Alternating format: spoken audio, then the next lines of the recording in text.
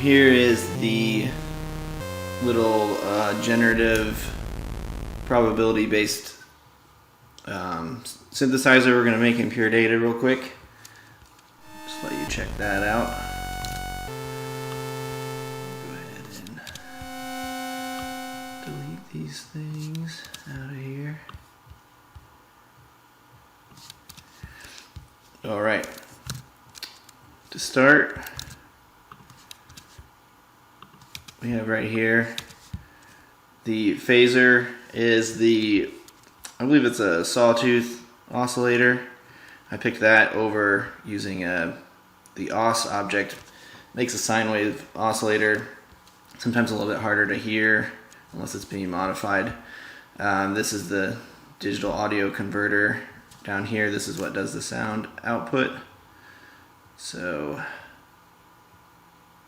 we're going to take that down. That's the left channel, right channel, and this is the number of the frequency here. So we need a way to adjust the amplitude of this, so we're going to put in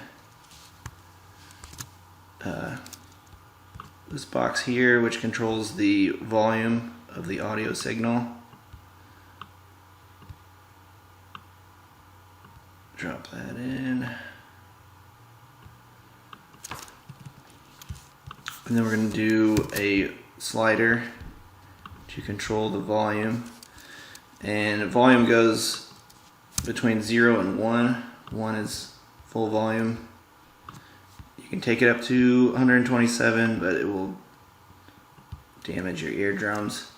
So now this should be making the sound here, and then this controls the volume of how loud it is. So what we're going to want to do is modulate this slider here. So make an envelope that's going to move the slider in time. So let's put a number box here, connect it there. We're going to use the line object, and line object will just make an envelope. You can put in a message. This says we want it to go to 0 after 1200 seconds. So if we turn this up here, you click that, it drops it right down. So first of all, we're going to need to take it up to full volume of 1 before it drops down. So we're going to use a bang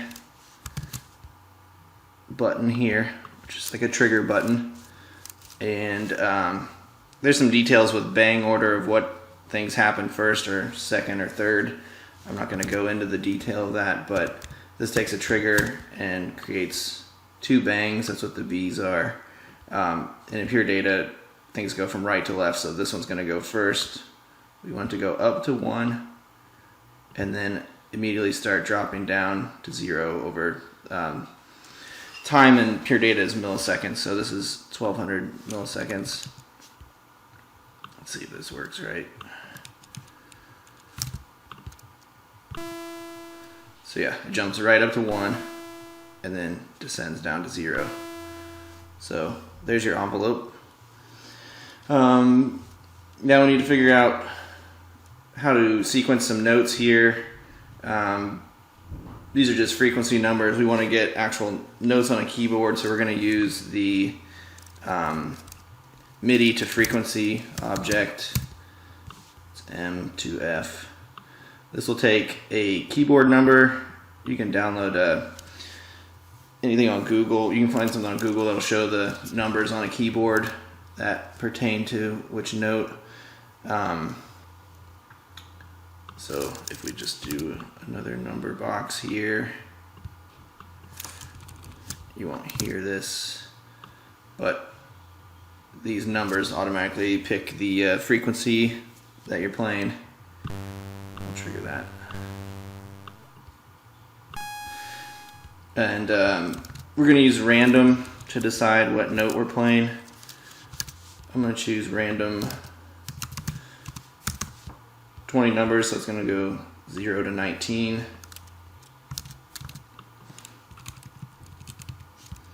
And I'm going to have another bang here to trigger that. Oh man, there we go. So this will trigger these numbers. Again, you're not hearing anything yet, but I'm actually going to scale those numbers up so we get some range in there. We're going to multiply that by 3.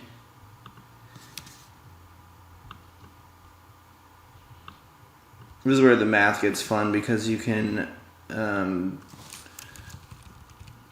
make these how you want them. You can customize things to work within different ranges. So these are all really low notes. We're going to bump this up 2 octaves, which is as easy as adding 24 to what it's making here. So plus 24 to the keyboard number. This is also for scaling. Sometimes I use these for to jump like intervals. If I'm playing a random melody, you can randomly jump up an octave or jump up 2 octaves. So each time it bangs, it's doing that. We're going to make one bang that's going to trigger the note. And it's going to also trigger the envelope. So when you trigger this, you get a new note, and it does the envelope for the sound at the same time. Next thing to do is to automate this with a beat or a timer. Pure Data uses the Metro, which is it's just like a clock pulse that keeps going. So we're gonna make a bang here. This is also in milliseconds. You can find pre-made objects or make your own object that converts that to BPM if you want to do that. We're gonna make a toggle here to turn that on or off.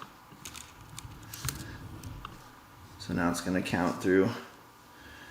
And I'm going to add a vertical slider to be able to adjust the speed of this. So we'll do a minimum of 200 and like a maximum of 5,000. So now this controls the speed. Doesn't seem right. Maybe it's just going really fast. Yeah, it's just going super fast. There we go. So now you've got your clock pulse.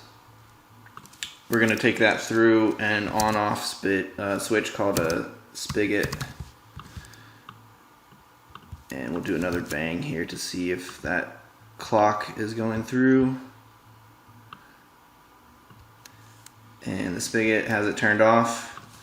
It takes a number box. 0 is off, 1 is on. So, or anything above 0. So you can see the clock's going through there. So now we're gonna randomly turn that on and off so that the clock just isn't playing steady notes. It'll kind of skip around a little bit. So we're gonna do random 100 again. So with every clock pulse, it's going to trigger that.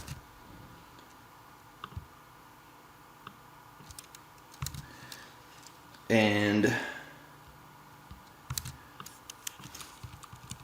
what we're going to do then is subtract that by 100 to get that. They're always going to be below 0. So see if that's working right. Doesn't seem right.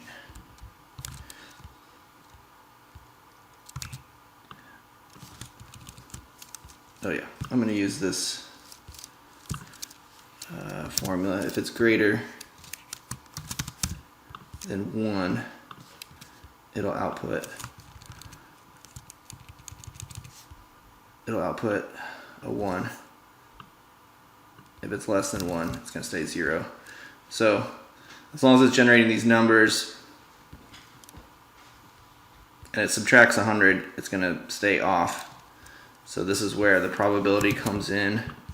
We can slowly increase add a number to the negative 100 to bring it up into the positive range, and this will create a probability here. So we need to set the range of that from 0 to 100,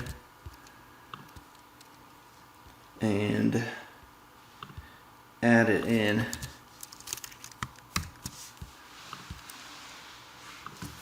like so with a new number box.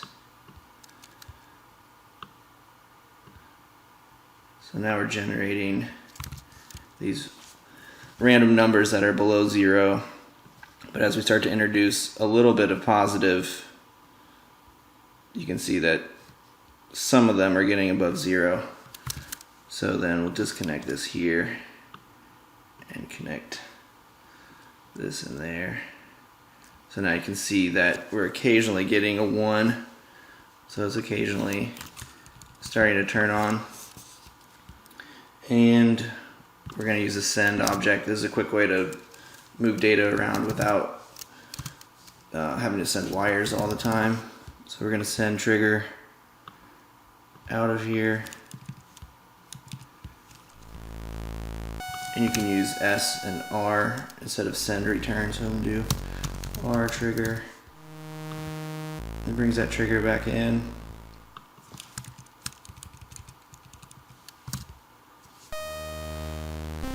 So now this 26% probability that it's going to trigger this note, bring it up higher and it'll hit the note a little more often. And then another way I move the notes around a little bit just so they're not so tight on a steady clock pulse is to add a delay to the event, which uses the exact same timing method. So I'm going to do a random number that's random 500, which is anywhere from 0 to 500 millisecond delay here. So now you can see when this clicks here, the trigger will be sometimes right in time, but usually just a little bit off. So then your notation isn't so steady and stuck on the grid. And then lastly, I have another file here with a little bit different envelope that has instead of like starting at 1 and dropping down, it goes up to 1 in 700 milliseconds and then has a delay, and then it drops down. So this will be just a little bit different. They'll have more of an attack phase to the time. Now we'll do this. So now you can see it'll fade in the note and then fade out, so we can change the probability, lower it down a little bit so it's not hitting so often.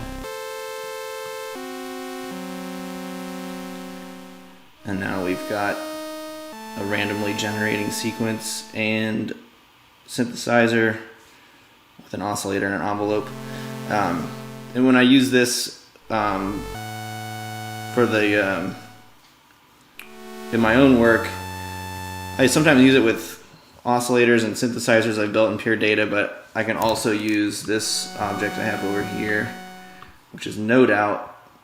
This will send a MIDI note out, and I can send that on any any MIDI channel to my hardware or my other software programs. So I can send this to Ableton in my own computer playing soft synths, or out to synthesizers. So basically I would send the this MIDI note here out, and then I could also have this kind of skew around in time with the delay. So I could have multiple instruments playing the same sequence or variations on the sequence. So that's basically it. Thanks for watching. Bye.